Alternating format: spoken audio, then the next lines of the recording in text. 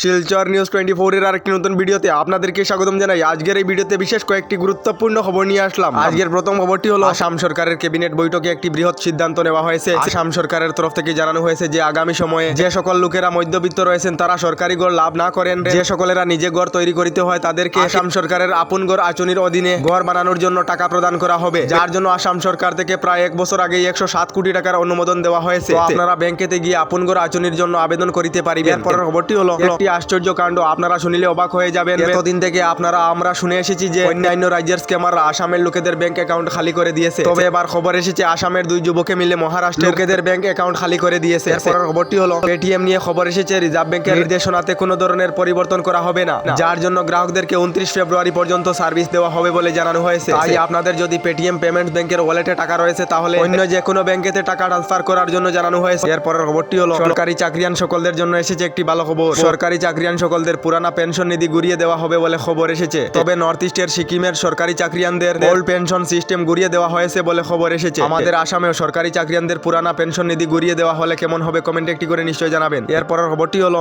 বর্তমান সময়ে আসামের মধ্যে রাজনৈতিক দল কংগ্রেসের অবস্থা বেশি ভালো নয়। গোটা দেশের মধ্যে কংগ্রেসের অবস্থা বেশি ভালো নয়, যার কারণে বিজেপিকে সরাবার জন্য কংগ্রেস এবং দেশের বিভিন্ন রাষ্ট্রীয় রাজনৈতিক দল একত্রিত হয়ে ইন্ডিয়া নামে মিত্র জোট করা হয়েছিল। তবে এবার লোকসভা নির্বাচন হওয়ার পূর্বেই খবর এসেছে আম আদমি পার্টির তরফ থেকে জানানো হয়েছে তারা ইন্ডিয়া মিত্র জোটের সঙ্গে নয়। আম আদমি পার্টির তরফ থেকে পাঞ্জাবেতে 14টি আসনে তাদের নিজের ক্যান্ডিডেট দেওয়া হবে বলে খবর এসেছে। এবারের লোকসভা নির্বাচনে ইন্ডিয়া মিত্র জোট এবং বিজেপির মধ্যে কার পাল্লা বাড়ি থাকবে কমেন্ট একটি করে নিশ্চয়ই জানাবেন। এরপরের খবরটি হলো আপনারা যদি ইলেকট্রনিক বাইসাইকেল কিনিবার জন্য ভাবিতেছেন তাহলে আপনাদের জন্য এসেছে একটি ভালো খবর। কেন্দ্রীয় সরকারের 2024 এবং 25-এর বাজেটে ঘোষণা করা হয়েছিল ইলেকট্রনিক যানবাহনের দাম কমানো হবে। এবার ইলেকট্রনিক কোম্পানির তরফ থেকে আগের তুলনায় অনেকটাই দাম কমানো হয়েছে বলে খবর এসেছে। এরপরের খবরটি হলো আসামে এবারের বাজেটে আসামবাসীদের জন্য কয়েকটি ভালো খবর ঘোষণা করা হয়েছে। আসাম সরকারের তরফ থেকে নতুন একটি স্কিম, নতুন একটি প্রকল্প আরম্ভ করা হবে। এই নতুন প্রকল্পের নাম হলো নিযুত ময়না প্রকল্প। এই নিযুত ময়না প্রকল্পের অধীনে মেয়েরা যদি ক্লাস 11-এ ভর্তি হয় তাহলে মেয়েদেরকে 10,000 টাকা দেওয়া হবে।